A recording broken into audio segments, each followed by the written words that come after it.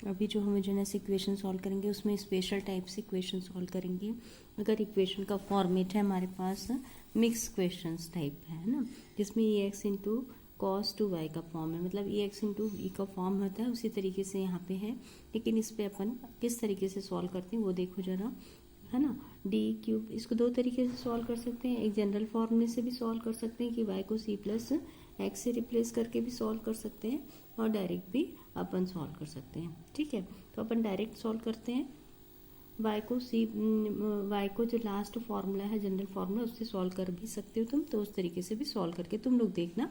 मैं इसको second type जो मेथड है उसको सॉल्व करती हूँ। इक्वेशन है D cube plus D square D dash minus D D dash square minus D dash cube z equal to e x cos two y. अब इस टाइप से इक्वेशन को दो तरीके से सॉल्व कर सकते हैं।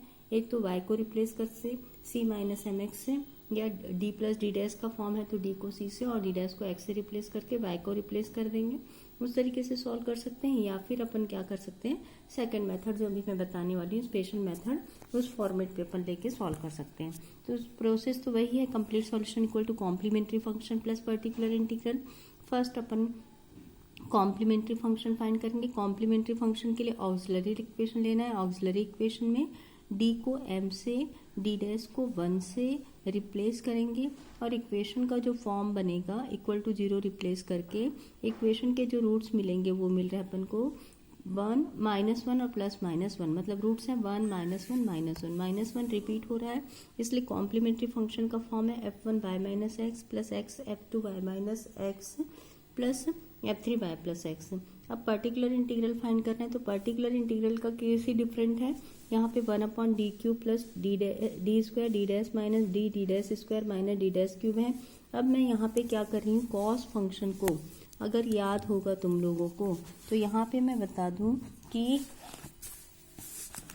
अगर मेरे पास ई आई थीटा है तो कॉस थीटा को अपन लिखते हैं real part of e I theta, क्योंकि ई आई थीटा क्या होता है, कॉस थीटा प्लस आई साइन थीटा होता है ना।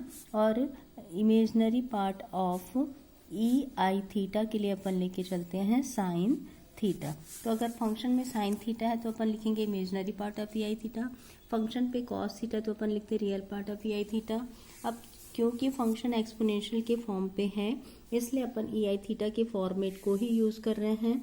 मतलब अगर पर्टिकुलर इंटीग्रल फॉर्म है तो कॉस टू वाई को मैं रिप्लेस कर रही हूँ real part of e i two y के फॉर्म पे, जिससे कि पावर कंप्लीट किस पे चेंज हो गया, ई एक्स प्लस बी वाई के फॉर्म पे रिप्लेस हो गया। तो ये आसानी से क्वेश्चन सॉल्व हो जाएगा। एक्सपोनेंशियल पावर क्या हो गया अपन के पास, real part of e x plus 2i/y, और डिनोमिनेटर क्या है हमारे पास, फैक्टर्स जो मिल रहे हैं, इसके फैक्टर्स मिल रहे हैं D plus D dash whole square into D minus D dash के फॉर्म पे। तो आंसर हमको रियल पार्ट का लेके चलना है। रिप्लेसमेंट उसी तरीके से होगा, डी को रिप्लेस करेंगे कोफिशिएंट ऑफ एक्स से, डी डैश को रिप्लेस करेंगे कोफिशिएंट ऑफ वाई से। कोफिशिएंट ऑफ एक्स है 1, कोफिशिएंट ऑफ वाई है 2i, तो डी को रिप्लेस करना है 1 से, डी डैश को रिप्लेस करना है 2i से। यहाँ पे रियल पार्ट हो गया 1/1 plus 2i whole square 1/1 minus 2i। अब 1 प्लस 2i होल स्क्वायर है और 1 माइनस 2i है, तो a plus b a minus b का फॉर्मूला यूज़ करेंगे, तो एक फैक्टर हो जाएगा 1 प्लस 2i, है ना। और a square minus b square से ये हो गया 1 माइनस 4i स्क्वायर, मतलब 1 प्लस 4, मतलब वैल्यू हो गई 5, ये हो गया। अब हमेशा याद रखना कि जब भी कॉम्प्लेक्स नंबर डिनोमिनेटर में होता है अपन उसको क्या करते हैं, रेशनलाइज करते हैं। तो 1/2i से मल्टीप्लाई डिवाइड करेंगे तो डिनोमिनेटर पे फिर से 1/5 हो गया, तो 1/25 कॉमन निकल गया, 1 माइनस 2i ई एक्स प्लस 2i/y हो गया। अब ई एक्स प्लस 2i/y पे ई एक्स तो रियल पार्ट है उसको अलग लिखे, 2i थीटा को लिख सकते हैं कॉस थीटा प्लस आई साइन थीटा, तो बस उसी को ई आई वाई को अपन लिख रहे हैं कॉस 2y प्लस आई साइन 2y, ब्रैकेट ओपन कर देंगे, सिंप्लीफाई करेंगे तो जो रियल पार्ट है वो कौन सा टर्म मिल रहा है, कॉस 2y पे मिल रहा है, 2 साइन 2y पे मिल रहा है, रियल पार्ट है मतलब कॉस का, और क्वेश्चन पे कॉस है इसलिए आंसर रियल पार्ट को लिखेंगे। क्वेश्चन पे अगर साइन होता तो आंसर इमेजिनरी पार्ट वाला होता पर्टिकुलर इंटीग्रल का। ठीक है, तो इस टाइप से क्वेश्चन को हमेशा एक्सपोनेंशियल फॉर्म पे चेंज करके सॉल्व करो तो वो बहुत ही आसानी से ईजी वे में सॉल्व हो जाता है। जनरल फार्मूला इसका थोड़ा सा टफ हो जाता है, इजी वे में ये सब सॉल्व हो जाता है जब अपन इस तरीके से सॉल्व करते हैं। ठीक है, अब दूसरा सिंपल सा क्वेश्चन एक ले रही हूँ, इसमें कि थोड़ा सा दो टाइप से फॉर्म है, एक कॉस का फॉर्म है, दूसरा एक्स इंटू साइन वाई का फॉर्म है। क्वेश्चन में फिर से उसी तरीके से सॉल्व करना है। Complete solution equal to complementary function plus particular integral.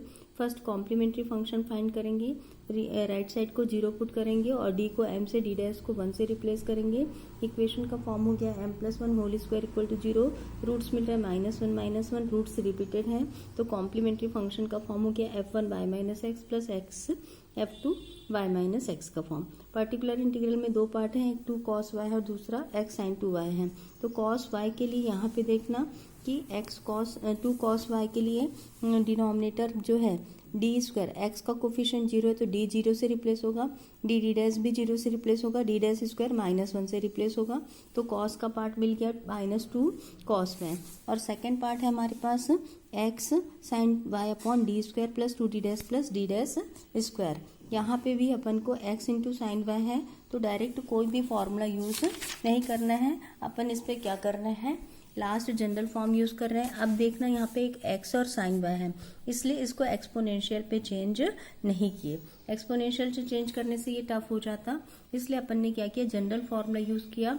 d plus D dash है, मतलब y को रिप्लेस करना है, y को रिप्लेस करना, d रिप्लेस होगा c से, d डैश रिप्लेस होगा x से, y रिप्लेस होगा d प्लस डी डैश, मतलब y रिप्लेस होता है c प्लस x से। ठीक है, 1/डबल इंटीग्रेशन स्क्वायर के फॉर्म में, इसलिए डबल इंटीग्रेशन हुआ, x साइन y को रिप्लेस किया c plus x dx। Product rule use किया। First function integration of sine is a minus cos minus differentiation of x, again integration of cos is a minus sine x plus 2y। ये form हुआ, फिर से integrate करना है ना, फिर से इंटीग्रेट करना है, माइनस कॉमन निकालिए यहाँ पे, एक्स कॉस इंटीग्रेट करना है, दो पार्ट में ले लिए, minus x cos c plus x d x, दूसरा क्या हुआ sine c plus x d x, ये तो डायरेक्ट इंटीग्रेट हो जाएगा। साइन का इंटीग्रेशन हुआ माइनस कॉस, इधर प्रोडक्ट यूज हुआ, x integration of cos is a sine x c plus x y minus differentiation of x integration of sine, minus में फिर से इस फॉर्मेट को सिंप्लीफाई किए तो आंसर मिल गया हमारा complete solution equal to complementary function plus particular integral. मतलब यहाँ पे तुम याद रखना कि ये दो फॉर्मेट पे चल रहा है। अगर साइन वाई के साथ एक्स है तो अपन जनरल फॉर्मूला यूज कर रहे हैं, और साइन वाई के साथ या कॉस 2y के साथ हमारे पास क्या था, ये एक्स था, तो अपन रियल पार्ट वाला फॉर्मूला यूज कर रहे थे। ठीक है, थैंक यू वेरी मच। और मेरे ख्याल से होमोजेनस के मैक्सिमम जितने टाइप से क्वेश्चंस हैं अपन यहाँ पे कर चुके हैं। अब नॉन होमोजेनस का क्वेश्चन मैं कल उस पर पुट कर दूंगी। वीडियो लेक्चर डाउनलोड कर लेना तुम लोग। ठीक है, थैंक यू वेरी मच।